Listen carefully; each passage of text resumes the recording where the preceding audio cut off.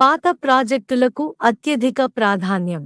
ప్రాధాన్య జాబితాలోకి Pranahita SLBC, Palamuru, Rangareddy gravity ప్రాజెక్టులకే అత్యధిక ప్రాధాన్యం.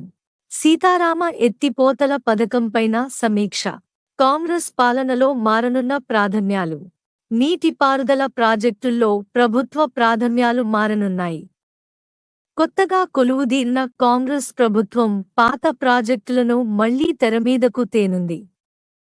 ప్రధానంగా బీఆర్ఎస్ హయాంలో ప్రాధాన్యం తగ్గించిన ప్రాజెక్టులకు కొత్త ప్రభుత్వం ఊపిరులూదనుంది. కరెంట్ బిల్లుల ఖర్చు గణనీయంగా తగ్గించేలా అంబేడ్కర్ ప్రాణహితతో పాటు Srisailam left bank tunnel, SLBC, Palamuru, Rangareddy ఎత్తిపోతల పథకానికి ప్రభుత్వం అధిక ప్రాధాన్యం ఇవ్వనుంది. కాళేశ్వరం ఎత్తిపోతల పథకం ఐరావతంలా మారనుందని 9 ఏళ్లుగా కాంగ్రెస్ పార్టీ విమర్శిస్తున్న సంగతి తెలిసిందే. దీనికి తగ్గట్టుగానే ఆ ప్రాజెక్టుపై విమర్శలు వస్తున్నాయి. ఈ నేపథ్యంలో ఈ ప్రాజెక్టులోని మేడిగడ్డ, అన్నారం, సుందిళ్ల కాంపోనెంట్లను ప్రస్తుత ప్రభుత్వం పక్కనపెట్టే అవకాశాలున్నాయి. ఇతర కాంపోనెంట్లను వినియోగించుకుంటూ తుమ్మిడిహెట్టి వద్ద బ్యారేజీ కట్టడం ద్వారా గ్రావిటీతో నీటిని తరలించేందుకు ప్రాధాన్యం ఇవ్వనుంది. ఉమ్మడి రాష్ట్రంలో ప్రతిపాదించిన తుమ్మిడిహెట్టి ప్రాజెక్టును కొత్త ప్రభుత్వం తెరపైకి తెచ్చే అవకాశాలున్నాయి. దీనికి బలం చేకూర్చేలా ఇప్పటికే నీటిపారుదల శాఖ మంత్రి ఉత్తమ్ కుమార్ రెడ్డి సైతం ఓ ప్రకటన చేశారు. ఇక తుమ్మిడిహెట్టికి ప్రత్యామ్నాయంగా గత ప్రభుత్వం వార్ధా ప్రాజెక్టును ప్రతిపాదించిన సంగతి తెలిసిందే. కొత్త ప్రభుత్వం ఆ ప్రాజెక్టును పూర్తిగా పక్కనపెట్టే అవకాశాలే అధికంగా ఉన్నాయి.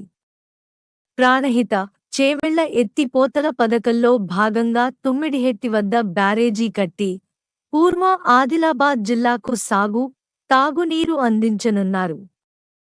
ఆ తర్వాత ఎల్లంపల్లి నుంచి చేవెళ్ల దాకా పాత కాంపోనెంట్ల పనులు చేపట్టే అవకాశం ఉంది.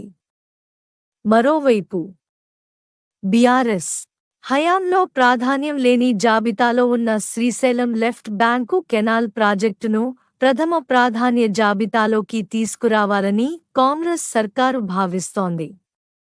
2005లో ఈ ప్రాజెక్టును ప్రారంభించగా శ్రీశైలం వైపు నుంచి ఒక సొరంగం, ఇన్లెట్ టన్నెల్, మన్నెవారిపల్లి, అచ్చంపేట నుంచి మరో సొరంగం, అవుట్లెట్ టన్నెల్ తవ్వుతున్నారు. మొత్తం 44 కిలోమీటర్ల మేర టన్నెల్ తవ్వాల్సి ఉండగా ఇప్పటిదాకా 33.919 కిలోమీటర్ల మేర తవ్వారు. మరో 10 కిలోమీటర్ల మేర టన్నెల్ పూర్తి చేస్తే ఉమ్మడి నల్లగొండ జిల్లాకు వరప్రదాయినిగా మారనుంది.